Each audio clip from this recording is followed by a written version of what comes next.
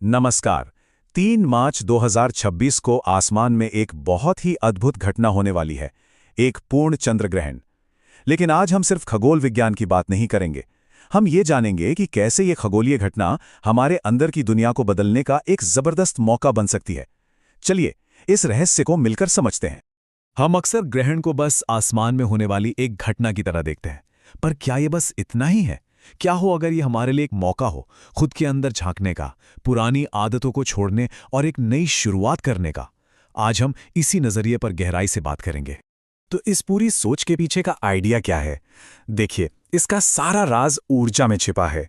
ज्योतिष शास्त्र ये मानता है कि ग्रहण के समय जब चंद्रमा, पृथ्वी और सूर्य एक सीधी लाइन में आ जाते हैं, तो ब्रह्मांड की ऊर्जा बहुत तेज हो जाती है। ये बढ़ी हुई ऊर्जा हमारी भावनाओं पर, हमारे इमोशंस पर गहरा असर डालती है, और यही वजह है कि ये समय पर्सनल ग्रोथ और बदलाव के लिए बहुत खास बन जाता है। सबसे बड़ा ग्रहण वो नहीं जो आसमान में है, बल्कि वो है जिसे हम अपने मन में पाल कर रखते हैं। असली काम तो अंदर से ही शुरू होता है।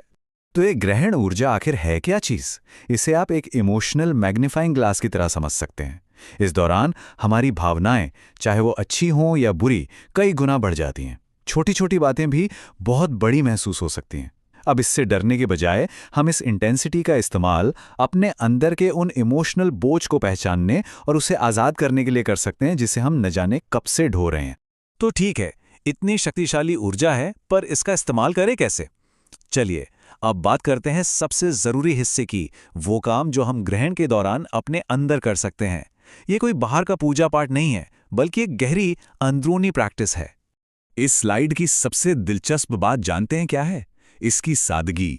किसी मंत्र की जरूरत नहीं, किसी सामान की नहीं, कोई खर्चा नहीं। बस अपनी आंखें बंद करें और सोचें, क्या है जो आप छोड़ना चाहते हैं? कौन सी कड़वाहट है? कौन सा पुराना बोझ है? किसी को फोन या मैसेज करने की जरूरत नहीं है। बस अपने मन ही मन में उन्हें माफ कर दें और उस एनर्जी को जाने दें। ग्रहण का असली फायदा यही है। अच्छा, जब हमने अंदर से नेगेटिविटी को जाने दिया, तो अगला कदम है अपने बाहरी माहौल को भी शुद्ध करना।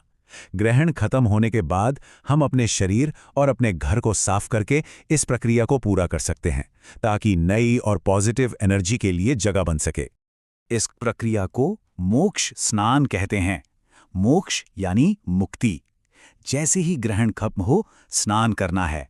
अपने नहाने के पानी में बस कुछ बूंदें पवित्र गंगा जल की या एक तुलसी का पत्ता डाल लें, और नहाते वक्त पूरी तरह महसूस करें कि सारी नेगेटिव एनर्जी, सारा तनाव और सारी चिंताएं पानी के साथ बहकर दूर जा रही हैं, और आप एकदम ताज़ा और हल्का महसूस कर रहे हैं। शरीर की सफाई के बाद अब बारी आती है हमारे घर की। घर के हर कोने में गंगा जल या तुलसी वाला पानी छिड़कें। इसके बाद इस्तेमाल करना है ध्वनि का। साउंड वाइब्रेशंस में ऊर्जा को बदलने की कमाल की ताकत होती है। अगर घर में शंख है तो उसे बजाएं। उसकी गूंज रुकी हुई और नेगेटिव एनर्जी को तोड़ देती है। और अगर शंख नहीं है तो कोई बात नहीं, बस ऑनलाइन शंख की ध्वनि चलाएं और उसकी पवित्र तरंगों को अपने घर के हर कोने में फैलने दें। इस शुद्धिकरण की प्रक्रिया का आखिरी और शायद सबसे शक्तिशाली कदम है दान, यानी देने का काम। जब हम बिना किसी स्वार्थ के कुछ देते हैं, तो हम अपनी जिंदगी में अच्छी ऊर्जा के आने के लिए जगह बनाते हैं और अपने पुराने कर्मों की वजह से आने वाली रुकावटों को भी दूर करते हैं। यहाँ कुछ सुझाव दिए गए हैं, जैसे चावल या दूध जैसी सफेद चीजें चंद्रमा से जुड़ी होती हैं। इनका दान करने से मन को शांति मिलती है और पितरों का आशीर्वाद भी। तिल या गेहूं जैसे अनाज का दान राहु और केतु, जिन्हें ज्योतिष में छाया ग्रह माना जाता है, उनके नेगेटिव असर को कम करने में मदद करता है। और हाँ, किसी जरूरतमंद को भोजन कराना तो हमेशा से ही एक बहुत शक्तिशाली काम माना गया है, जिससे हर तरह से भला होता है। ठीक है, जिन लोगों को करियर में रुकावटें महसूस हो रही हैं, वो मीठे चावल बनाकर कौओं को खिलाएं। कौओं का संबंध शनि देव से माना जाता है और ये काम करियर के रुकावटों को दूर कर सकता है। वहीं पैसों की बरकत के लिए चींटियों को चावल का आटा खिलाएं। ग्रहण के दौरान जब ये छोटा सा काम किया जाता है, तो इसका असर कई गुना बढ़ जाता है, जो पैसे को अपनी ओर खींचता है। और अगर आप लंबे समय के लिए घर में समृद्धि को आकर्षित करना चाहते हैं, तो ये उपाय देवी लक्ष्मी का आशीर्वाद पाने के लिए है। चांदी का एक छोटा सा टुकड़ा दूध और गंगा जल में डालकर ग्रहण के दौरान चांद की रोशनी में रख दें। अगली सुबह उसे निकालकर सुखा लें, एक लाल कपड़े में लपेटें और अपनी तिजोरी या जहां भी पैसे रखते हैं वहां रख दें। माना जाता है कि यह उपाय आपके घर में धन और सौभाग्य को टिकाने में मदद करता है। अब उन लोगों के लिए जो शायद इस सारे रिचुअल्स न कर पाएं, उनके लिए एक बहुत ही आसान और सरल उपाय है जो उतना ही शक्तिशाली है। ये उपाय पवित्र तुलसी के पौधे से जुड़ा है, जिसे हिंदू धर्म में बहुत ही शुभ माना जाता है। ये बहुत सिंपल है। ग्रहण शुरू होने से पहले तुलसी के पौधे को जल चढ़ाएं और उसकी दिव्य ऊर्जा के लिए धन्यवाद करें।